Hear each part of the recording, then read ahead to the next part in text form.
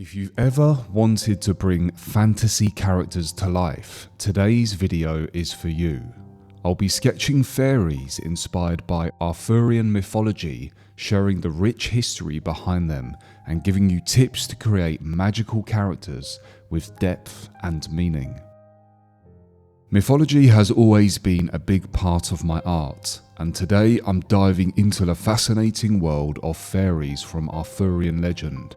You'll see my process as I bring them to life through sketching, and by the end, you'll be inspired and equipped to design your own characters rooted in myth and legend. Fairies have deep roots in many cultures, folklore, often seen as beings connected to nature, water, and the spirit world.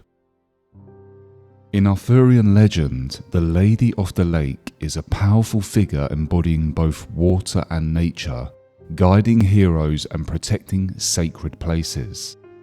Fairies in this context are usually portrayed as nature spirits, guardians of forests, rivers, and hidden realms. Some fairies are benevolent helpers, while others are mischievous or vengeful, depending on the myth. These dual aspects make fairies particularly interesting to explore in art. The fairies I'm sketching here are meant to serve as guides to the Lady of the Lake, and I'm infusing them with both strength and ethereal qualities to reflect their mythological role. In many myths, fairies are protectors, but they also carry a sense of mystery and danger. In some Celtic stories, fairies can act as tricksters, leading travelers astray or even taking them into the fairy realm.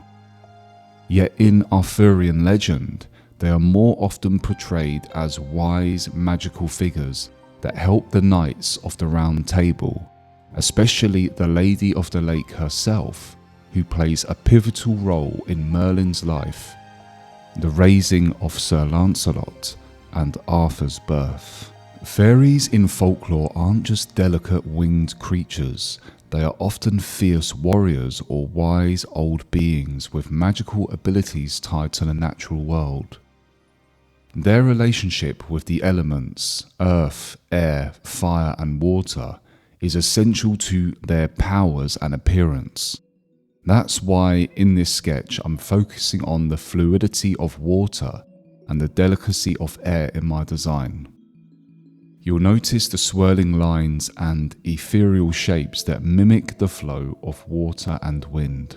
As I sketch these fairies, I try to incorporate elements that reflect their connection to nature. Their wings are delicate, almost transparent, as if made from mist or water. Their expressions are ethereal yet strong, symbolizing both their magical nature and their role as protectors. When I zoom in and do portrait sketches of characters, I'm focusing on their expression and story. I ask myself, what are they thinking? What are they doing in this moment? How can I convey that in this sketch? For my first design, I'm focusing on a close-up portrait sketch of one of these fairies. My idea was that she is sitting in quiet contemplation or observing something that's going on in the lake or the river that she's sitting by. I've drawn sections of her wings around her showing some of the detailed patterns, but I wanted to, even in this sketch, try to convey a little bit of the transparency or translucency in the design. The portrait sketches allow me to get more intimate with the character and add and refine details that might not come to me if I'm doing the full figure sketch. I also have the opportunity to try multiple different facial expressions, emotions, facial features, and hairstyles for the character. The full figure sketch of the fairy allows me to tell more of the story of the character and describe the action of what she is doing. I start with the gesture sketch of the figure and work towards finding a pose that resonates or feels right with the character I have in mind.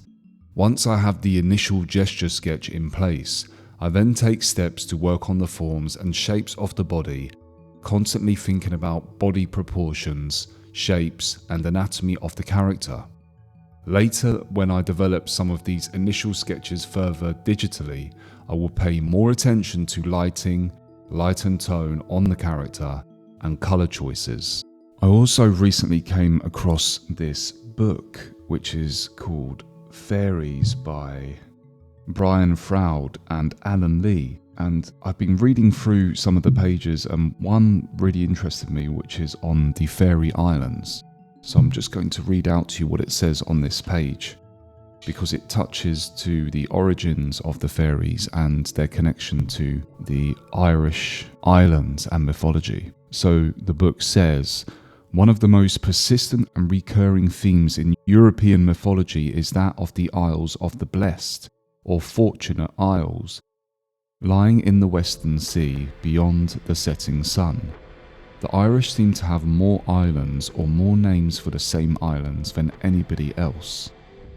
Some of the best known perhaps are Tír na nÓg, the land of the young, Tír Fuin, the land under the waves, and Tír nam Beo, the land of the living, Tír Ale, the other world, Mamor, the great plain, Mamel, the pleasant plain, Tír Tangela, the plain of happiness.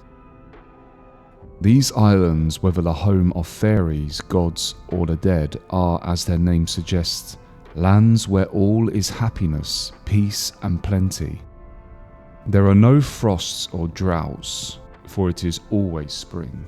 There is no aging or disease or work, for all things grow in abundance without need of ploughing or sowing, and there is always fruit on the trees. It was to Tír na nÓg that the Tuatha De Danann fled before advancing Milesians, and that land gives them all that they could wish for. They spend their days feasting, hunting, love-making, and enjoying beautiful music.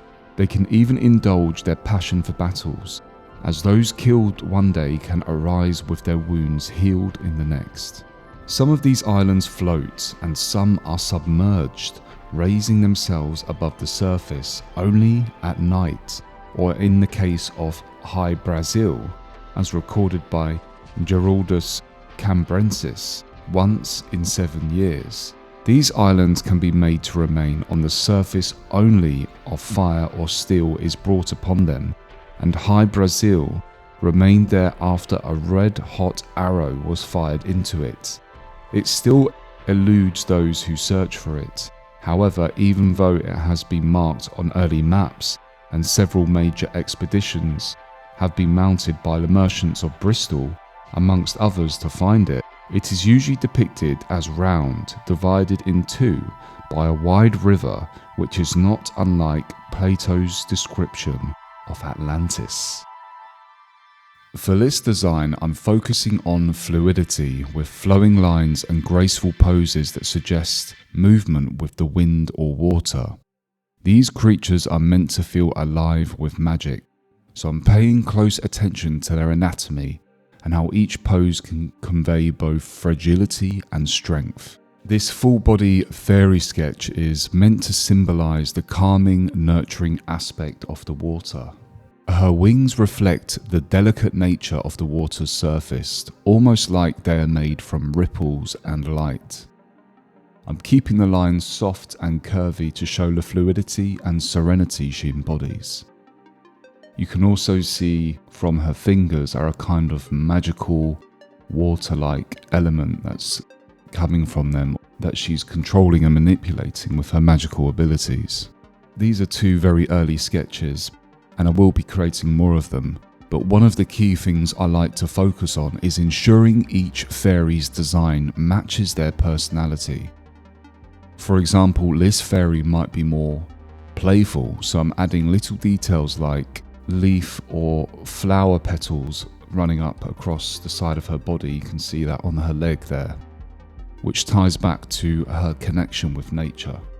On the other hand, this character might be more mysterious, so if she is to have clothing, it will have a darker, more ethereal tone. The face and body language are crucial to creating a personality that matches the mythical background. Here I'm giving her a pose that exudes confidence and elegance and maybe even playfulness. Her facial expression is calm but focused. She has a curious look, a playful look, as she manipulates the elements around her. When creating characters like fairies, it's important to consider their backstory and how it informs their appearance. In this case, the connection to water and nature is key, so I will be making sure that the shapes, colours and details once I develop these sketches all reflect those themes. But it's also crucial to think about how their personality comes through in the design. Are they whimsical or stoic, gentle or fierce? For me personally, I like to write a few notes on each of the characters that I'm designing, or perhaps even an entire page going into some of the background and personality of the character before I begin the sketches. I like to encourage myself and other artists to think just beyond the appearance of a character. To create truly engaging designs, we need to give our characters depth. Even a simple pose or a piece of clothing can tell the viewer a lot about who they are. Here's the final set of the fairy sketches, each with a unique design, but all connected through their mystical nature. I'm excited to refine these further and eventually bring them to life digitally as part of my Lady of the Lake project. So I hope you've enjoyed learning about fairy mythology and seeing how I brought these magical beings to life. If you're working on your own fantasy characters, I encourage you to explore their backstories and connections to the world around them. It will add so much depth to your designs. If you enjoyed this sketchbook session and want to see more character design and mythology inspired art, make sure to like this video and subscribe. Let me know in the comments, what's your favourite myth or legend? And if you're working on your own fantasy characters, I'd love to hear about them. Thank you for watching everybody, and I will see you all in the next video.